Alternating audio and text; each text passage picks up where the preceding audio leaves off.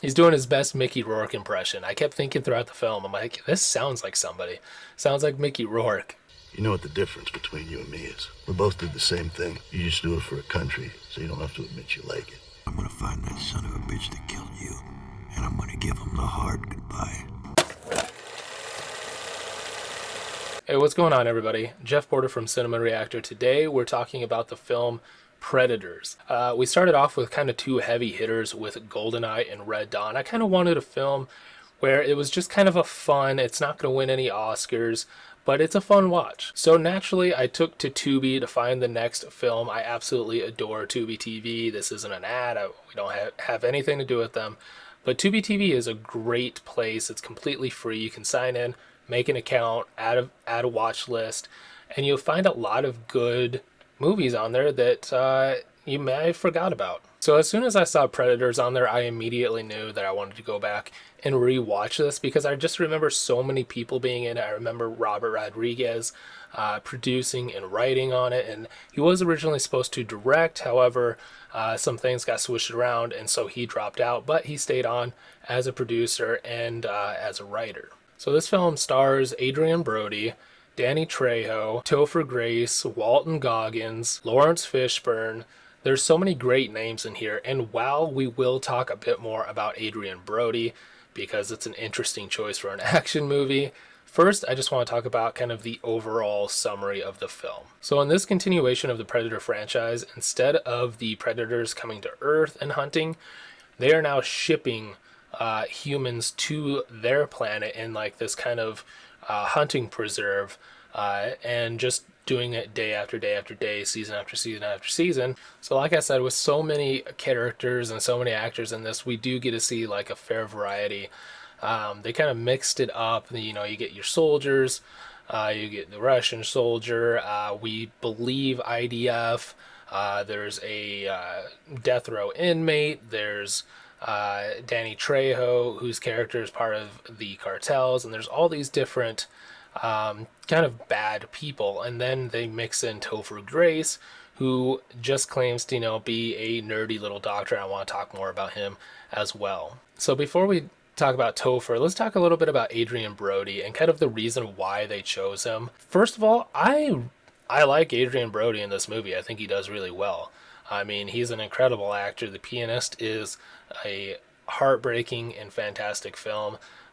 He's done other kind of indie projects like The Experiment with Forrest Whitaker. That's another fantastic Adrian Brody film. And I think he knocks it out of the park in Predators. I think my favorite part about his performance is he's willing to kind of give in to the cheese factor. And while he kind of gives everything that he has in this film, but you still get like that 80s cheese to it. And while he's not big like Arnie, he does put on quite a bit of weight for this role, and I I love how he does that deep "I'm alive." I love how he kind of leans into it. It makes it that much more fun. He's doing his best Mickey Rourke impression. I kept thinking throughout the film, I'm like, this sounds like somebody. Sounds like Mickey Rourke. So in some trivia, they kind of talk about why they picked him. They didn't want to go with somebody as big and as robust as Arnold. I think the directors talked about like if they had casted someone like a Vin Diesel, they probably would have gotten backlash because they're just trying to replicate Arnold. And then they wanted to opt for more like a wiry badass. And Adrian Brody is definitely wiry. They added, I think, about like 25 pounds of muscle onto him, and it shows. And like I said, I think he just kind of really leans into it and makes a fun movie out of it. He really takes the opportunity and just swings for the fences. And I think now, over a decade later, I think a lot of people are kind of starting to like go back and watch this again and realize that it's like a pretty good film. Like not only like a decent action film, it's a pretty good Predator film.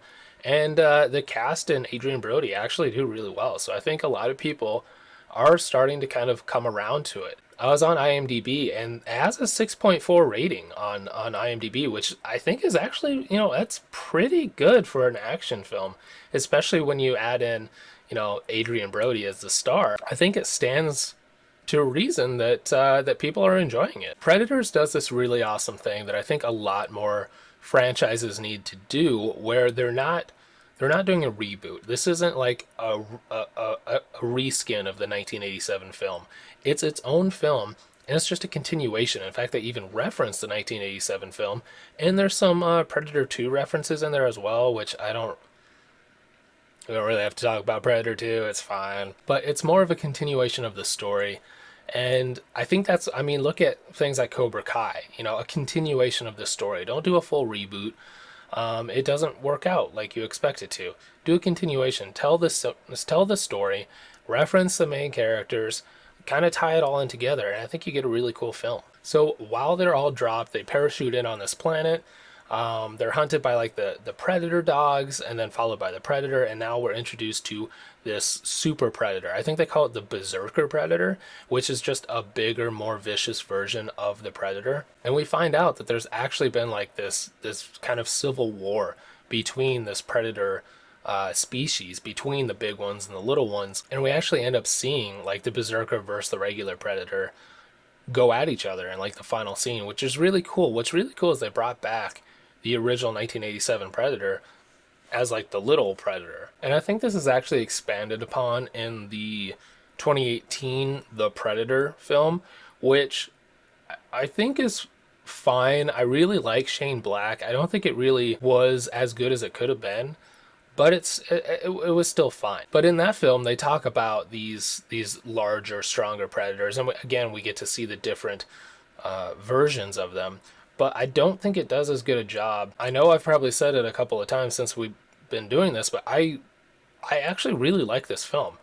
For so long, it got so much hate, and I can see why. So after being dropped in this jungle, and they kind of are wandering around a little bit, eventually it's shown that they are on the Predator's home planet. There's no magnetic north. There's the sun doesn't move, or it moves much slower than ours does. And then eventually you get that shot where it's a very space sci-fi shot of like different planets and things going on like right above them. So once we know we're on this new planet, everything kind of changes, and now the plan is to, of course, escape. This is found out through Lawrence Fishburne's character, who has gone completely insane after being on the planet for years by himself. We see him talking to his imaginary friend, and I really like Lawrence's character in this movie. I like how it shows him completely losing his mind after being on the planet by himself so long, and how he was gonna basically eat the crew that he just met, which was kind of crazy, right? He's a scavenger. He wanted to take all their stuff, and I guess I assumed that he would probably eat them as well. I don't know why I threw in that little bit. So through meeting Lawrence Fishburne's character, they find out that there's a ship just a little bit away from like the camp where they first saw the original Predator tied up to. So of course they want to go and try to take this spaceship and fly it away.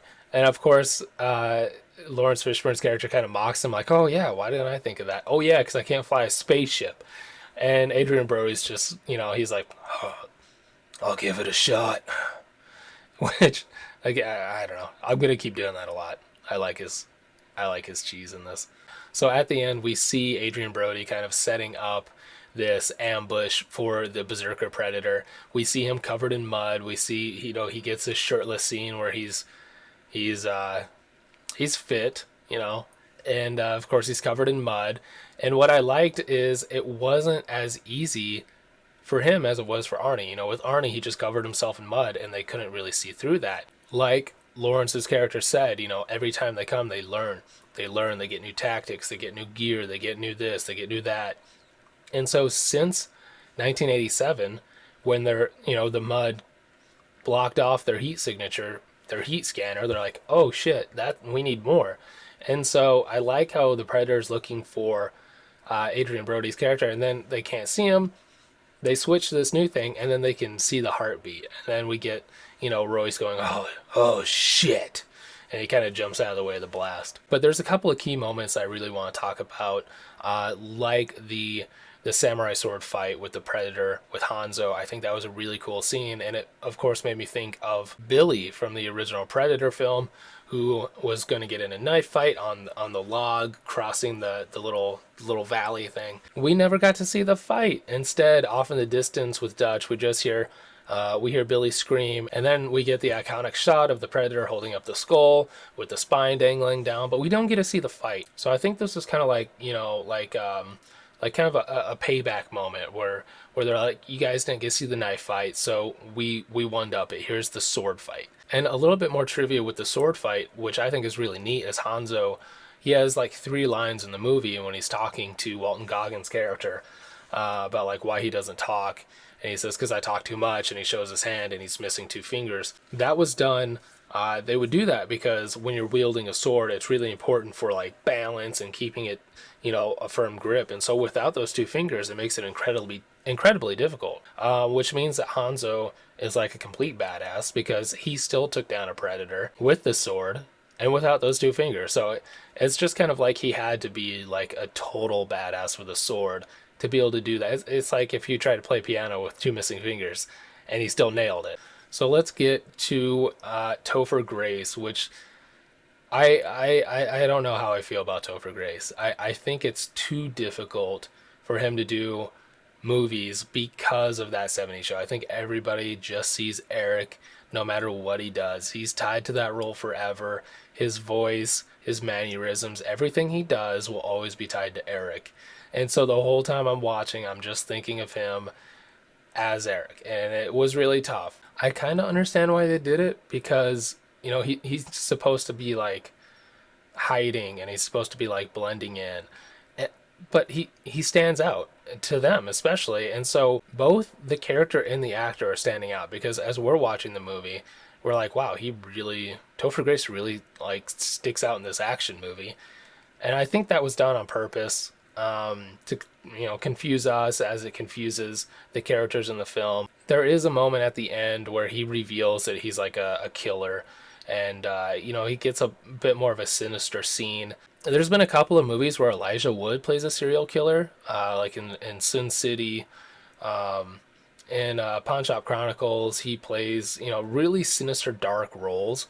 And we're so used to him as Frodo. Like I said with Topher Grace being Eric, I think there is some possibility there where he could do a film where he's like a serial killer and he could kind of flip that switch. Maybe sometime in the future we'll see that. Maybe we'll see a film where he's a serial killer. Maybe there already is one. But that's something that I might be interested in seeing because I think he has the ability. I think it's just that he's so tied down to that role from that 70s show that he hasn't really gotten to expand upon anything else. I think all in all, like, I really enjoy this film. I remember kind of liking it when it came out. I remember seeing it. I went with a bunch of friends in school and we thought it was fun. But going back and watching it now after over a decade, I kind of feel like it got the short end of the stick. Obviously it's not your typical action Predator film, but I like the way that it expands the universe. It adds more lore, and I think we do get some really cool characters. Adrian Brody, I think, he does really well in this. Like I've said before, it kind of took me a couple of views, but I think he kind of grew on me, and I can see why people kind of have an off-putting memory of this. But I think if you go back, and like I said, it's on Tubi right now, you can watch it for absolutely free. I think it stands up.